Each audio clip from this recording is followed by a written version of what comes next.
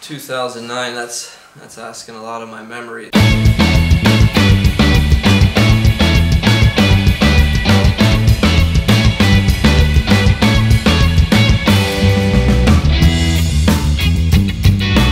It was fun just playing music. I mean, that's the thing that I remember most about Groundscore, is just playing music. That mix of punk rock and reggae, just for whatever reason, just totally made sense to me. And to have the concept to make it as live and real as possible. I handed it to everybody. You know, if you didn't like it, you know, I probably didn't like you that much. We weren't on a label with somebody funding us money, so we had to fund everything on ourselves. We had to do everything ourselves. Every show was a blast. We wanted to perform it, we wanted to do it right, we wanted to get it in a couple takes. We wanted to feel professional.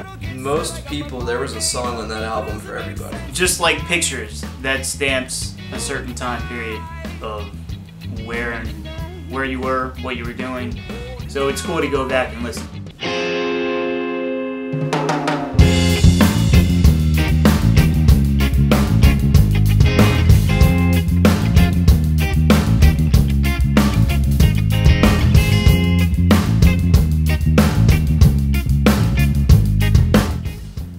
Groundscore started more or less, I guess, in my grandmother's basement.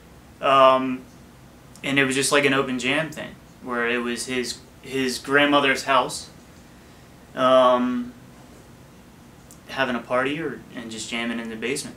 That turned into creating music, and then that turned into producing it.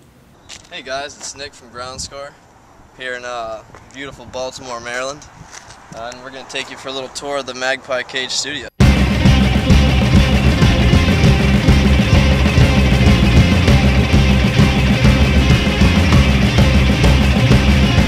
studio was really cool.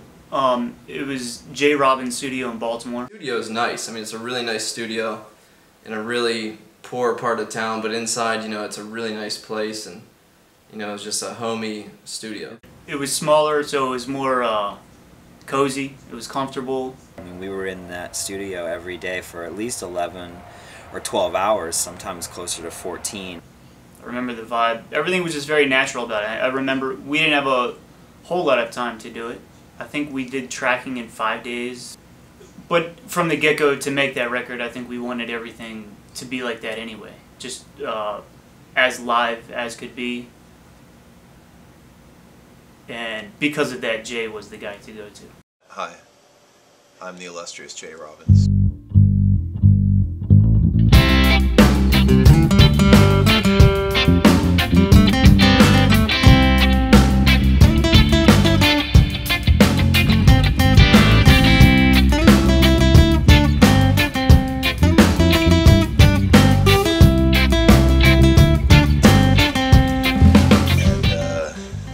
It sounds awesome.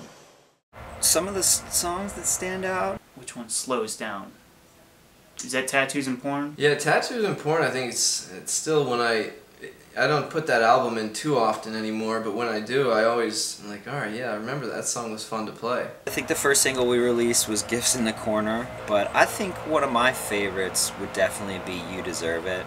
I remember Ball, Sweat, and Tears, that was always a fun one to play.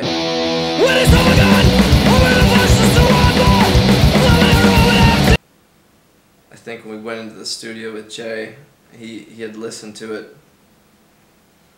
Yeah, I think we had a recording of it from the basement, and we said, you know, that we're going to do this one. He goes, yeah. All right. And then Zach goes, yeah, we're going to do this one in one take, no matter what it sounds like, one take. And he was like, yeah, right. There's no way you're doing that in one take. And I think we did it in like 3, but the first take, I think, was just a train wreck. Which he told us it would be, and which it was.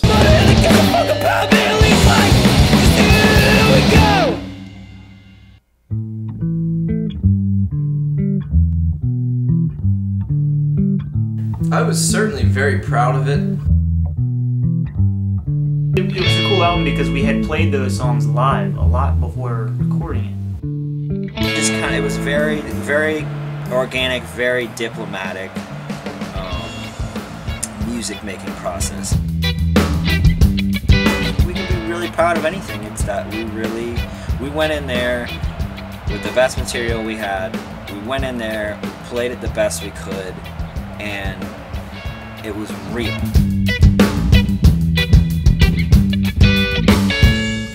Groundscore, I think, just started as, us just having fun.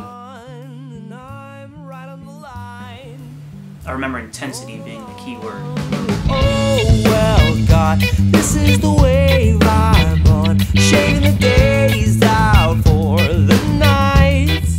We want to make music from our heart, and if you can get down with that, then we want you around. God, giving it all, just to know and just to say I'm alive. One of the concerns is getting into that environment and still playing like you. Ceiling, it's such a horrible feeling. Which how we you do every time. Oh yeah, Old Dirty Bastard. I mean, Old Dirty Bastard had an influence on our day-to-day life.